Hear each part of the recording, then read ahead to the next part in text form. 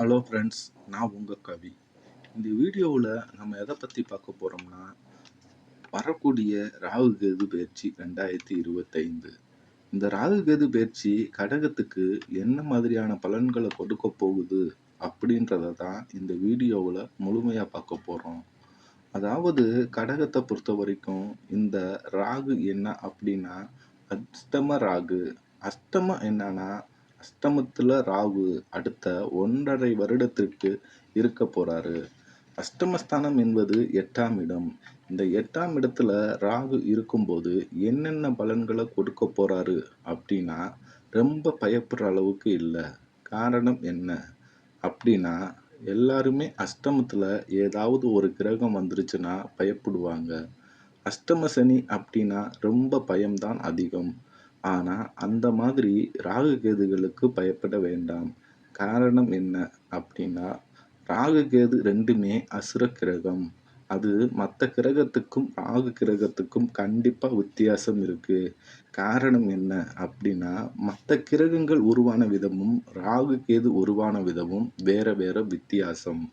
ஒரு அசுரனுடைய தலை வெட்டப்பட்டது, அவனுடைய தலைப்பகுதி ராகுவாகவும் உடல் பகுதி கேதுவாகவும் உருவானது. இதுதான் ராகு கேது உருவான விதம். இந்த கதை பார்த்தீங்கன்னா மிக நீளமாக போகும்.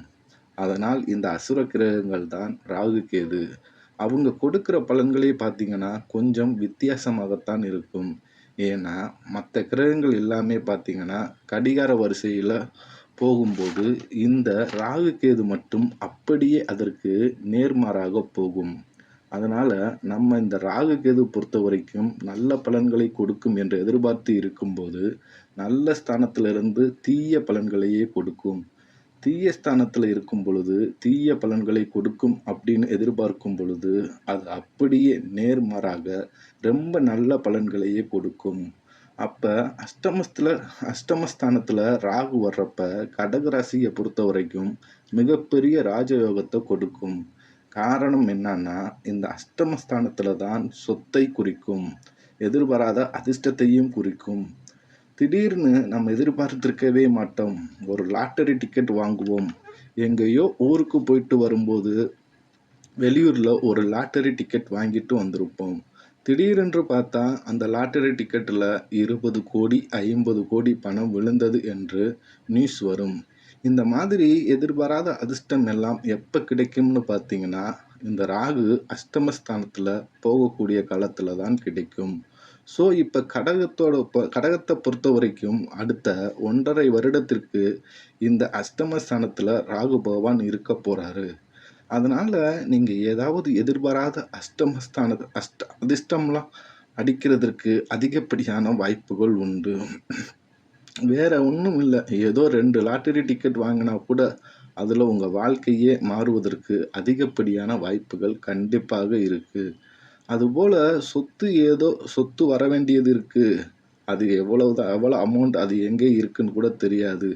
ஆனா சொத்து வருமா அப்படின்றது கூட எங்களுக்கு தெரியாது. அது எவ்வளோ பணம் வரும் அப்படின்றது கூட எங்களுக்கு தெரியாது. அது ஒரு பெரிய பஞ்சாயத்துல போய்க்கிட்டு இருக்கு. எங்க பங்காளி எல்லாம் பஞ்சாயத்து பண்றாங்க அப்படின்னு சொல்லுவாங்க. ஆனா இந்த மாதிரி ரொம்ப நாள் நீண்டுகிட்டு இருக்கிற பிரச்சனை எல்லாம் உங்களுக்கு வர வேண்டிய பங்கு என்பது உங்க மனசுல நினைச்சுக்கிட்டு இருக்கிற அளவுக்கு அதை விட அதிக அளவாகவே வரும். இந்த மாதிரி ராகு பகவான் எதிர்பாராத அதிர்ஷ்டம் சொத்துக்கள் எல்லாம் கொடுப்பார். அது மட்டும் இல்லாமல் இந்த 8ஆம் பாகம் உங்களுடைய மனைவி சொத்தையும் கொடுக்கும். நீங்க சம்பாதிக்கிற சொத்து மட்டும் இல்ல, உங்களுடைய பார்ட்னர், உங்களுடைய மனைவி அல்லது உங்களுடைய கணவர், உங்களுடைய பார்ட்னருடைய சொத்து கூட வர வேண்டியது இருக்கும். அவங்க குடும்பத்திலிருந்து பெரிய சொத்து வரணும், பெரிய அமௌண்ட் வரணும். அந்த மாதிரியான விஷயங்கள் எல்லாம் அடுத்த 1.5 வருடத்திற்கு கடகத்திற்கு நடப்பதற்கு அதிகப்படியான வாய்ப்புகள் உண்டு. ராகுனால இந்த மாதிரி சமாச்சாரங்கள் நடக்கும். அப்ப கேது தனஸ்தானத்துல இருக்காரு. அவர் என்ன பண்றாருன்னு பார்த்தீங்கன்னா, அப்படின்னா தனஸ்தானம் குடும்பஸ்தானம் அப்படின்னு சொல்லுவோம். 2ஆம் பாகம் அங்க 1.5 வருஷம் கேது பகவான் இருக்க போறாரு. அவர் என்ன பண்ணுவாருன்னு பார்த்தீங்கன்னா, கேது பகவான் பணத்தை கொடுப்பாரா கையில அப்படின்னா கண்டிப்பா கொடுப்பாரு. ஆனா அதை அப்படி கொடுக்கிறாரு என்பதுதான் நம்ம பார்க்கணும். கேதுவை பொறுத்தவரைக்கும் தடைகளுக்கு மிக முக்கியமான கிரகம். அவருக்கு எதை கொடுத்தாலும் தடை தாமதம் இல்லாம கொடுக்க மாட்டார். அப்ப கையில் பணம் வரும். ஆனா வரக்கூடிய பணம் கூட இப்ப வந்துரும் என்று எதிர்பார்க்கும் பொழுது கொஞ்சம் லேட் ஆகி தான் கிடைக்கும். தடை தாமதத்தோட தான் அந்த காரியம் முடியும். அது மட்டும் இல்லாம கேது கடனுக்கு உண்டான மிக முக்கியமான கிரகம். அதுவும் குடும்பஸ்தானத்துல இருக்கிறதுனால குடும்பத்துக்காக கடன் வாங்குறது மாதிரி சூழ்நிலை கண்டிப்பாக அமையும். குடும்ப உறுப்பினருக்கு உதவுவதற்கு, குடும்பத்துல ஏதாவது நல்லது பண்றதற்கு, இதுக்கெல்லாம் கடன் வாங்குற சூழ்நிலை ஏற்படும்.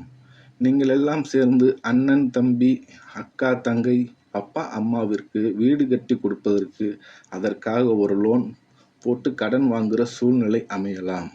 இல்ல, நீங்க உங்க கூட பிறந்தவங்களுக்கு ஏதாவது உதவுவதற்கு, அவங்க ஏதோ தொழில் பண்ண போறாங்க, அதுக்கு கொஞ்சம் சப்போர்ட் வேணும் அப்படின்னு அவங்களுக்காக கொஞ்சம் கடன் வாங்கும் சூழ்நிலை இருக்கு. இந்த மாதிரி ஏதோ ஒரு விஷயத்துல குடும்பத்திற்காக கடன் வாங்குற சூழ்நிலை அடுத்த ஒரு 1 1/2 வருடத்திற்கு கொஞ்சம் வாய்ப்பு இருக்கு.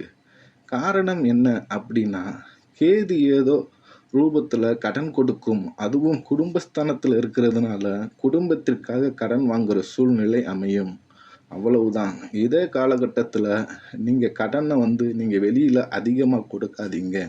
ஏன்னா, நீங்க உங்க ஃபேமிலிக்கு குடுக்குற வேற கணக்கு, யாராவது உங்க ஃப்ரெண்ட்ஸ் அல்லது தூரத்து சொந்தம் ஒரு பெரிய அமௌண்ட் கொடுங்க, நான் ஒரு 2 மாசத்துல திருப்பி கொடுத்துர்றேன் அப்படின்னு பெரிய அமௌண்ட் கொடுத்தீங்கன்னா, அது சீக்கிரம் வராது. ஏன்னா, கேது கடன் வாங்குறதை விட தடை கொடுக்கும். கொடுத்த பணம் வர்றதுலயும் தடை கொடுக்கும். அந்த மாதிரி ஏதாவது ஒரு விஷயத்துல தடை கொடுத்துக்கிட்டே இருக்கும். 2 மாசத்துல தர்றேங்க அப்படின்னு ஏதோ ஒரு அமௌண்ட் வாங்கிட்டு போயிடுவாங்க. அது 2 வருஷமானாலும் கஷ்டப்பட்டு தான் திரும்ப வரும். அதனால கடன் கொடுக்கல் வாங்கல் விஷயத்துல மட்டும் ஜாக்கிரதையா இருங்க. இதுதான் கடகத்தை பொறுத்தவரைக்கும் ராகு கேதுகள் செய்யக்கூடிய பலன்கள்.